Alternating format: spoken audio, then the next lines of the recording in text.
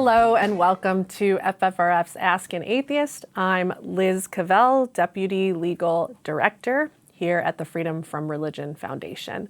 This week, we're talking to a faith leader who leads a religious nonprofit that's dedicated to protecting the separation of religion and government and social justice. Joining me from Oklahoma is our Regional Governmental Affairs Manager, Mickey Dollens. Hi, Mickey.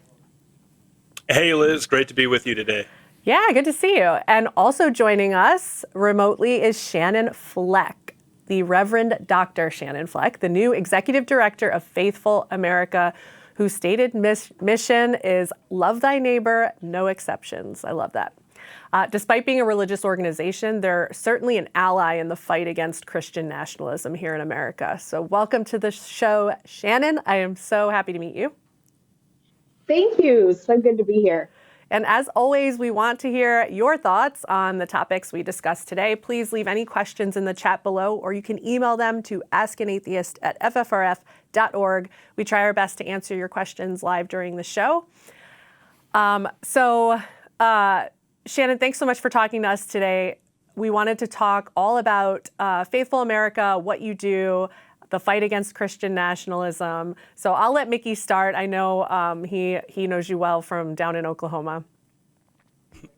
Thank you, Liz. Reverend Dr. Shannon Fleck, it's great to have you on the show today. I know you're in the heart of the battle down in Oklahoma, and we're really looking forward to the discussion today. You've had quite the journey throughout the past 10 to 15 years. You've recently taken on an exciting new role as Executive Director of a large national nonprofit called Faithful America. Can you tell us a little bit more about that nonprofit and the journey that has brought you to fighting back, pushing back against religious extremism? For 8 years, I worked with and for the Oklahoma Faith Network. And here in the state of Oklahoma, we are at the center of the growth of Christian nationalism, especially as it relates to the public education system.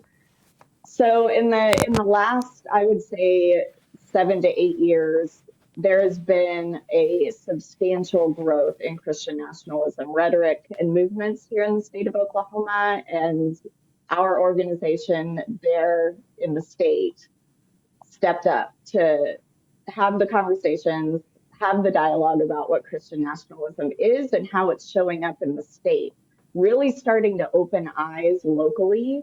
And now, unfortunately, what we're seeing is that the agenda of Christian nationalism is going national with this new administration and Project 2025. So 2 months ago, so I'm still brand new, 2 months ago, I was named Executive Director of Faithful America, which is a nationwide 501c4 organization. And we work with Christians predominantly who are ready, willing, and able to push back on the narrative of Christian nationalism and to say that this version and this weaponization of Christianity is not tolerable. It's not where we should be as a country. And a faith should not be used as a weapon to utilize power and control over other human beings, which is what we are seeing and have seen with regularity. Hard agree. We definitely here at FFRF have noticed the alarming trends towards Christian nationalism in Oklahoma, especially in state government, especially in public education. You have a virulent Christian nationalism in charge of your public schools there in Oklahoma, who we have tangled with relentlessly because he insists on using the public schools as a tool to sort of push and force Christian nationalism on everybody in the state of Oklahoma through the machinery of the public schools. So it's really been an alarming few years. So very much appreciate your work to push back on those efforts. Shannon, you mentioned a little bit about these national things that Trump is setting up. Like, for example, in February, he established the White House Faith Office and more recently, the Religious Liberty Commission. There seems to be a lot of overlap here. You were recently quoted in the Associated Press in a great article just a couple of days ago. Could you talk a little bit more about that? And what is the point of establishing all of these seemingly contradictive White House faith offices and the Religious Liberty Commission. What is the point of all of that? Yeah, the point of all of these moves being consolidated in our executive branch is to encircle the culture of the United States in their version of religiosity. And when I say they, I mean Christian nationalists and religious extremism. By forming these different cohorts, these different committees, they do have a little bit of overlap, but view it as a Venn diagram. And they're trying to occupy the entire pie chart with religious sentiment, guidelines, and control levers in order to determine what is and what is not morality in the country. And Christian nationalists want the definitions of morality to fall very strictly within their confines. And so that's why we're seeing these different entities popping up. The White House Office of Anti-Christian Bias is exceedingly alarming, because that's already telling you what it's going to do. We're going to see the definition of Christianity coming down through these entities, which will then be enforced by the others. We know that Christian nationalism is a political weapon that's used to attain wealth, exert control over the populace. What is Faithful America doing to combat religious extremism? We're putting Christian voices in the forefront, and specifically hugely privileged Christian voices in the forefront, to take a stand verbally and digitally. So we are a digital platform primarily that collects signatures and petitions that engage people across the country at the most grassroots level. Oh, there's Oklahoma Faith Network. And what I am here to do with Faithful America is to start mobilizing what has existed predominantly online. So if you are brand new and you're interested in seeing the work of Christians speaking out against this, and you don't have to be a Christian to be supportive of Christians speaking against this issue, definitely connect with Faithful America, because we are on the verge of movement building that's going to be very powerful. So I'm not Christian, but I often think if I were Christian, or, I was raised Catholic back then, it's like, I would be so upset. I mean, I am upset, but I'd be upset in a different way to see my fellow religious believers, right? My fellow Christians, using my religion in the way that Christian nationalists use their religion and their scripture to justify their, greed and political avarice, but also hate and bigotry. And so I'm very curious, how do you engage with your peers, pastors, other Christians, about Christian nationalism, and engage them to sort of see your view of the religion and the ideology? Very honest dialogue is very important. And I had a great framing conversation with a colleague about 6-7 months ago, and he grew up in tiny little rural Oklahoma. And I was speaking with him about Christian nationalism and said to him, this isn't Christianity. And he very quickly corrected me and said, yes, it is. This is exactly the Christianity that I grew up with. This is the exact version of Christianity that I was taught, and it's why I am not there anymore. And that was eye-opening to me, because we have to be honest about the fact that we can't sever this and say, well, that's not Christianity, because Christianity has not checked this early enough for it to convince others that it isn't Christianity. This movement has taken over the faith and co-opted what it means to identify as Christian, and it's weaponizing a movement within this extremist arm of our faith. And so it is well past time for us as Christians to call out the hypocrisy that is Christian nationalism. Yeah, Dr. Fleck, Faithful America has over 200,000 members across the United States. We know that there are strength in numbers. Coalitions are vitally important in this fight against religious extremism and, quite frankly, fascism, which embodies all of what we're talking about today. We have tried the online petitions in states like Oklahoma, and while they carry no legal weight, they send a message to the media. It creates a visual. When we're reaching out to lawmakers at the federal level, a lot of people feel as if they're not being heard. What I have seen be effective recently are people taking to the streets, mass protests, making their voices heard by getting that visual representation that will inevitably get the attention of those in charge. You have such a large coalition of over 200,000 members. How are you directing your membership to take action and get their voices heard through all of the noise? Yeah, thank you for that question, Mickey. Again, I am very new in this role, but I can give an example of something that's upcoming that we are working on. We literally just started having planning meetings about this, so I hope I don't get in trouble for sharing, but hopefully it's going to go wide. But we are leading an effort to engage our membership and the country in reaching out to local sheriffs throughout our nation to ask them not to cooperate with ICE, not to engage in contracts with ICE officials to continue this process of deportations, kidnappings, and disappearances here in the United States of America. This is an issue that is atrocious. It is disturbing to my soul to watch this happen. It is a moral outrage. And therefore, we are taking the front of creating a petition first for people to sign that will engage the National Sheriff's Association, as well as calling your local sheriff to ask them not to participate.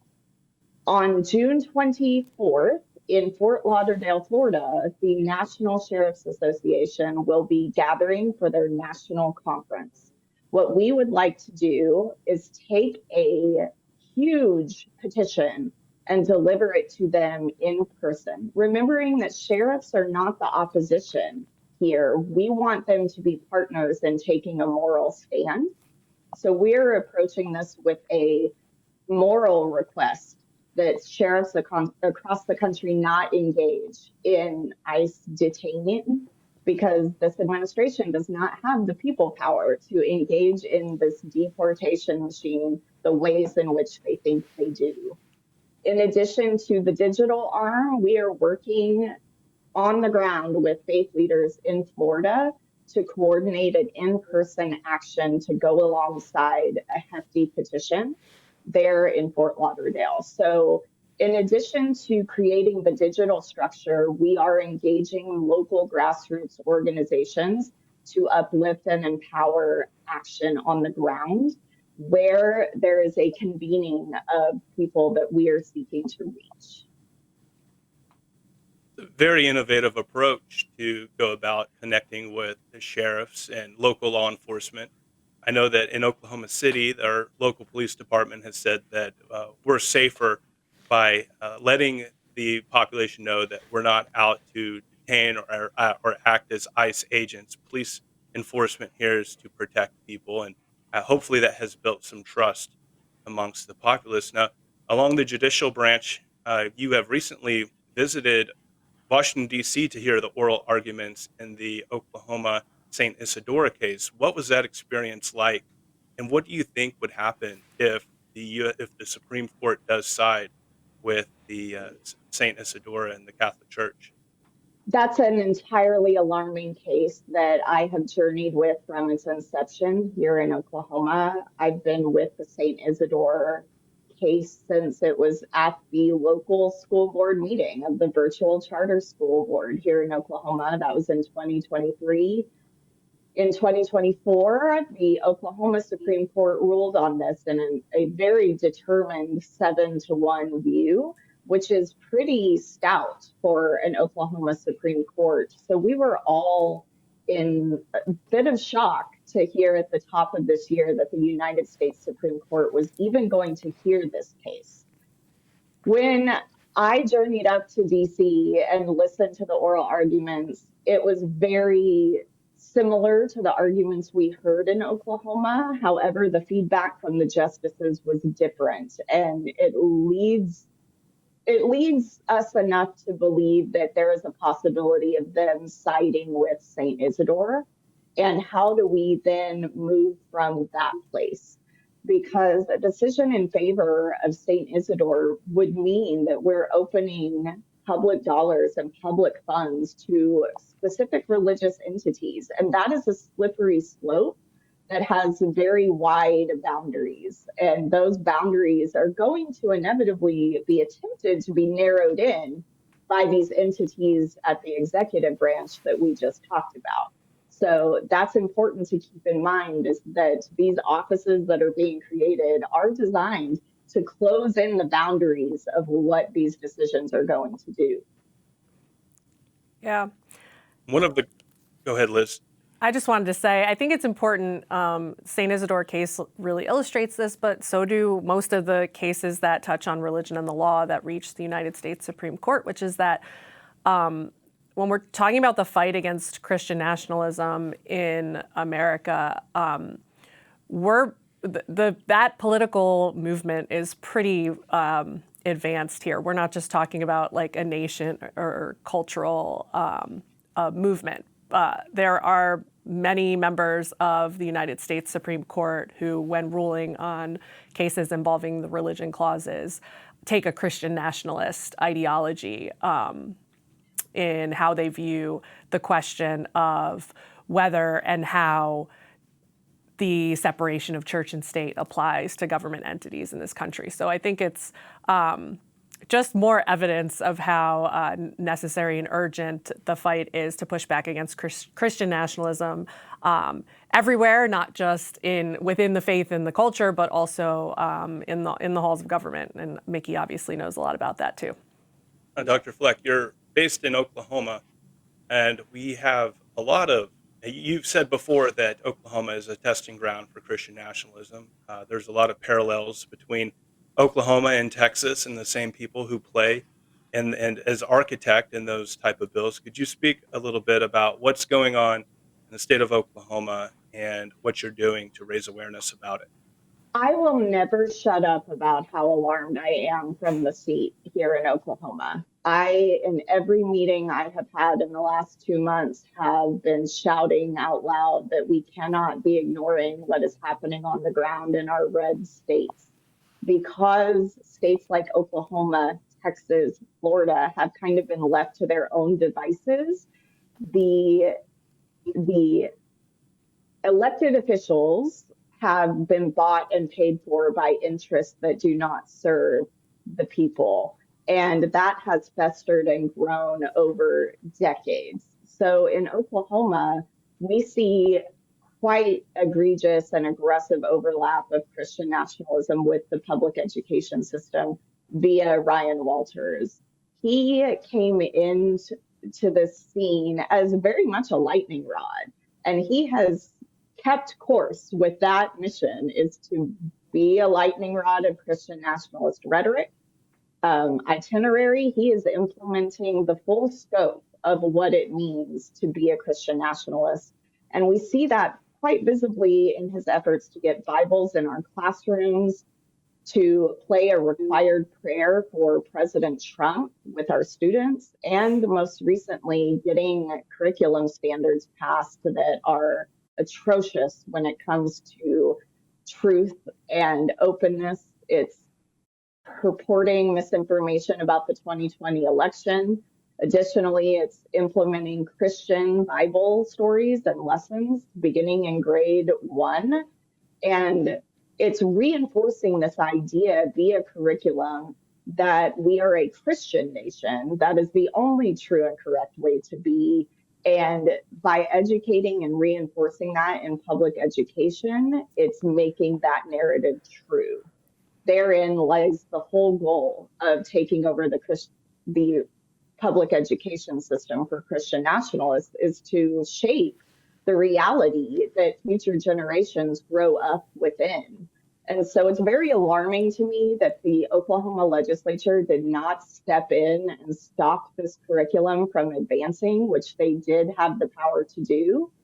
I am encouraged that in recent budget conversations, Ryan Walters was not afforded the funding to go and put these Bibles everywhere. However, the legislature has not yet done enough to put up that wall of separation here in the state of Oklahoma.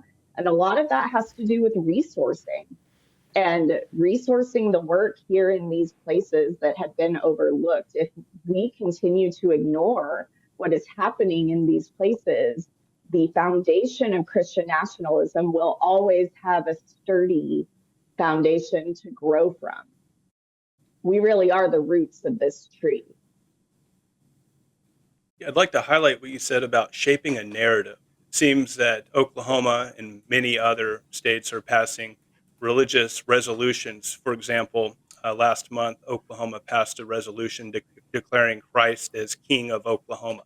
We've seen this in Indiana. West Virginia declared that the Holy Bible was the supreme moral code of the entire state of West Virginia.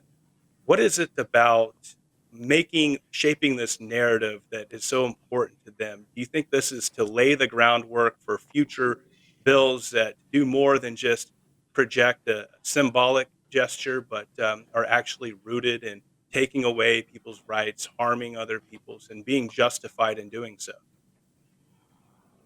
It's absolutely laying a groundwork for a magnitude of options. And the groundwork is being laid not only for this to become a regular narrative. So if legislatures are continually talking about getting the 10 Commandments posted every year, just nonstop, it lessens the awareness we have of it because it's now just something that's done every year. And with the Christ is King declarations that happened across the country and these states taking these resolutions and putting them on the books, it really does lessen and makes us just roll our eyes at, oh gosh, why are we wasting our time on that? But that process is kind of sterilizing us to this becoming normative and normal functioning. And therefore, when we get down the road and more extremism is popping up, it is regular and normal to be referencing Christ and Jesus in policy debates on our legislature floors, which it should never be. But that is a line that has been pushed and blurred actively and with clear thought as to how it's been implemented. Additionally, it lays a very firm foundation and draws a line for, I would say, our Republicans who, they're daring take a stand against this. Because the minute you stand against religious language in these more conservative places, you will be primaried and outed because of the funding mechanisms that are flowing into these places. So our center to right Republican members have no cover when it comes to saying no. And that is something that we have to build and cultivate because we do have those representatives and senators. We do have people in our state houses who see that this is unconstitutional and alarming, but are too afraid to act for fear of their next election. Living in Oklahoma and being integrated within the faith community, do you find that the sentiment for this type of Christian nationalist agenda is more popular amongst other clergy, pastors, reverends, or do you find that the majority are against it? And if so, how do you engage with them? For example, those who are for this, like this is their version of Christianity that they want. They want dominionism over society, government, entertainment, all of that. How do you engage with them, and do you find that that's more popular than the reverends who are against such an agenda? It's important to remember that Christian nationalist pastors have been cultivated and developed. Think of it like a professional training. So Christian nationalist organizations have been having conferences for years and getting more conservative pastors and clergy in the room with these specific talking points, motives for years, many decades. So pastors have been taught and cultivated in this rhetoric over the last 20, 30 years. It has grown and expanded, and it's become a sense of safety for some clergy because Christian nationalists feel that it's safest within their four walls of what religion looks like, and their safety is going to be forced upon everybody because their unwillingness to see outside of their interpretive walls. What distinguishes Christian nationalist pastors from those of us who do not adhere to those tenets is an awareness and an ideology that we don't always have to be right. And this need to constantly be right, true, and correct, and to enforce that correctness on other people is the problem. And we have to begin the process of re-engaging dialogue within our difference and pointing out, I do not believe that way, but it's okay. It is okay that you have the beliefs you have and the interpretations you have, just as it is okay that I have the interpretations I have. And what true religious freedom is that we both can be in the same place, holding vastly different theological opinions and having that be okay, because that is the truth of religious freedom in the birth of this nation. When engaging in dialogue, we often bring up facts, stories, data, but a lot of that tends to not break through. Are there particular questions that you ask fellow clergy who may be on the more extreme side of this issue? What are some of the questions you may ask to hopefully plant a seed within their mind to help them break away from this narrow-minded view of Christianity or religion in general? I always start by asking people who might feel theologically different, which is a lot of people, to tell me about their faith. Because especially for elected officials and clergy who are purporting this narrative, it's really important to give people the opportunity to narrate their perspective for you, so that I'm not misinterpreting their intent and their impact, because those are two very different things. Intent and impact are quite different. So delineating what is your intent, and then hearing, listening, what is your intent?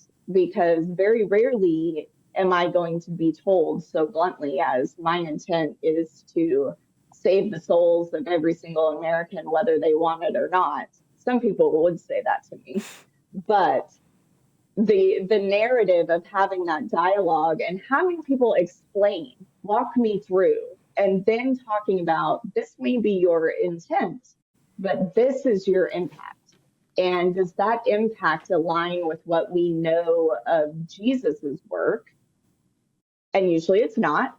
And then reflecting on that and trying to center back conversations that are rooted in love. And part of love is accepting and honoring another person's story. So the conversations take a while, but we have to walk into them unafraid of having them. I really like that. The difference. Oh, go ahead, Liz. Sorry, Mickey. On the topic of talking to other members of the clergy, can you tell us about the Preacher Toolkit? I'm curious about that. This is something that was created with Faithful America before I began, but the toolkit is one of many toolkits available online. So Faithful America has this toolkit for confronting Christian nationalism.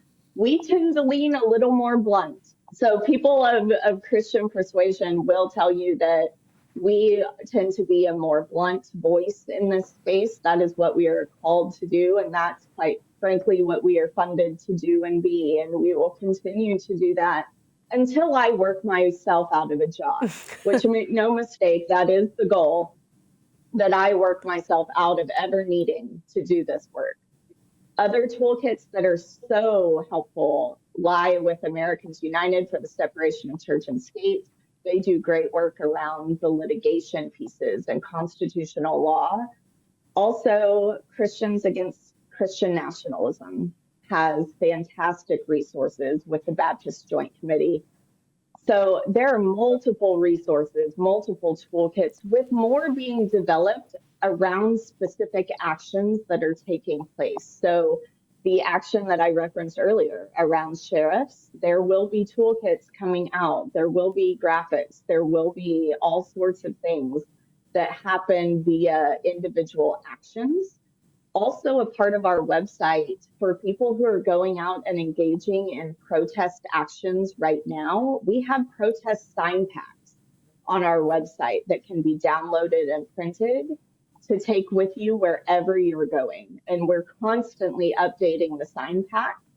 We are a part of Recommit to Pride, that is an initiative of the Interfaith Alliance, and we're creating faithful pride signs for the season of Pride and encouraging people of faith to be out supporting our neighbors in the LGBTQIA space. Additionally, a lot of signs around immigration, and we are a national co-sponsor of the No Kings March that's happening on June 14th. So there's a lot of opportunity to get faith-based content out in the world, whether you are clergy or not. That's great. Dr. Fleck, I want to switch while we have time. We have a couple of questions on Facebook, and I just want to throw these out there and draw some conversation. This is a good one coming from one of our supporters, which is, how can FFRF, but also non-believers in general, better engage the religious community to join the fight against Christian nationalism as you and Faithful America have done? Talk about it. Don't be afraid to talk about it. These things are alarming, and at the national scale, we're still trying to get people to see and understand what this actually is. People in red states know exactly what this is because we've been living with it for so long, but especially if you're out in a blue or purple space and maybe less familiar with what this is and are seeing it unfold at the national scale, be talking about the issue of Christian nationalism regardless of your faith perspective, because the point of the whole dialogue is that no matter your ideology or faith or perspective, it's all welcome in the sphere. That's what religious freedom is. So you absolutely have space as a more secular humanist to say Christian nationalism is alarming and encourage people of faith to engage with organizations like Faithful America to get loud about it. Do you think there's a way for Christianity, the faith, to reform beyond Christian nationalism? And or what do you think needs to happen to further along kind of that process, rooting out Christian nationalism from the faith? That's an excellent question, and one that I think about with great regularity is what will happen when we finally get the door closed on this chapter. Because make no mistake, the movement that has led us here has taken the life of Christianity as it existed. It is not going to be as it was. And the sooner that faith leaders can get to that place, the better positioned we will be to have the real dialogue about the things that need to change going forward. What has not served the church? What is the church? What is it not? Because we've journeyed a very long way within the institutionalization of Christianity. It was at its most pure probably before it was legal. And what's funny, not funny, ironic, I'll say ironic. What is ironic is that we are now back in a place where it's going to essentially become illegal again to be the type of Christian that Jesus was trying to show us how to be, keeping in mind that Jesus was not a Christian, he was Jewish, a fact that a lot of Christians leave out. Jesus did not necessarily come to start a new faith. He came to reform an old one, and a new faith was formed after.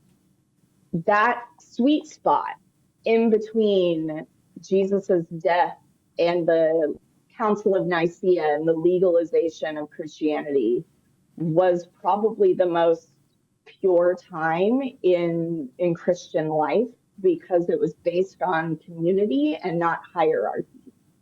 And that is the piece that we are going to have to restructure and get back to, is living community, not hierarchy.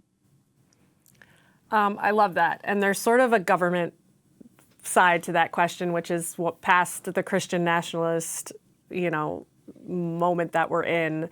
If we beat that moment, what does the reform of our secular government look like in moving past that? And it's funny, like that story about, or the history you're telling of Jesus and the formation of the faith. There's sort of like, there's like a coda to that in the founding of America story, which is that our founders were the first among nations to like explicitly make our government secular and separate religion and theocracy from a constitutional government. And they didn't, Christian nationalists love to talk about what the religion, personal religion of our founders was. And it's so frustratingly beside the point, because religionists of the day understood that separation of church and state protects the religious as well as the non-religious and everybody in between. And so that's also sort of a place of purity to get back to on the secular side. Completely agree with that, Liz. Okay, one more question before we go. And I think a lot of these can sort of be summed up in a question that Mickey also had, which is there's this feeling of powerlessness and inevitability towards the growth of Christian nationalism in this moment, along with fascism, and people feel powerless. And I guess, what do you say to just citizens, Christians, non-Christians, anyone about what they can do that is active, that can support state-church separation in a moment that feels so hopeless? Yes, it is incredibly challenging to not feel frozen by this moment. And that is why I am working so hard to get our digital online net that we have mobilized at the local grassroots level. What I would encourage anyone to do is to connect with us, connect with other organizations. There are sensational orgs doing work around this issue. We are passionate about keeping our eyes in the grassroots spaces, especially lifting up local work and support. So no matter what state you're in, there very likely could be action and calls to action where you are.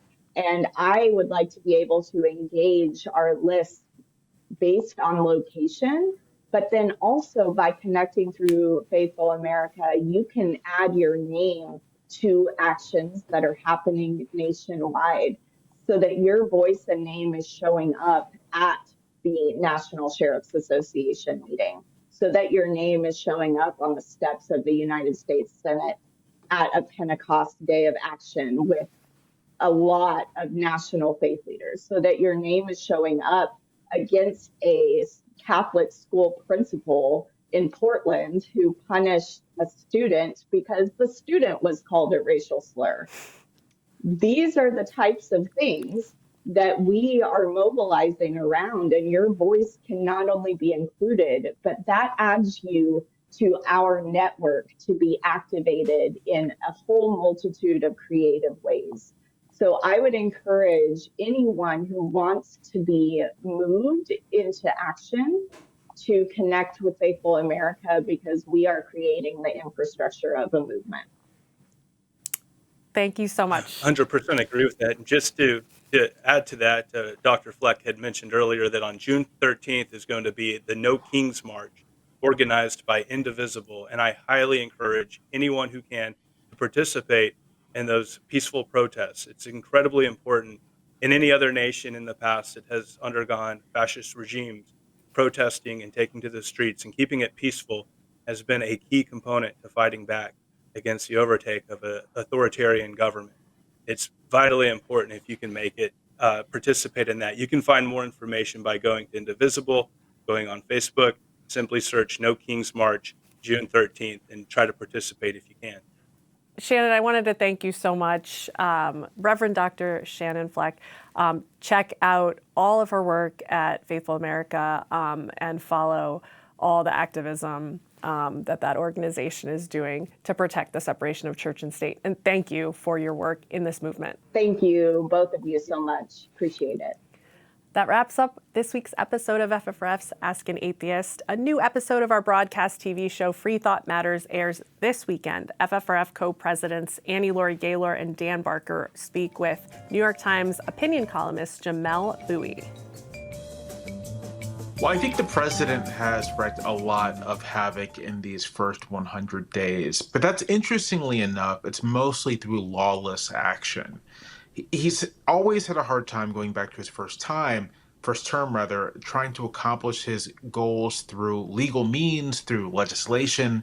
And so in this go around, he's decided to exert sort of broad executive power to essentially cancel laws, redirect appropriations, and remake the executive branch as he sees fit. And because his allies in Congress are largely supportive of this agenda, there's been no effort to try to push back or anything. But I continue to think that it's meaningful that this is all being done kind of unilaterally.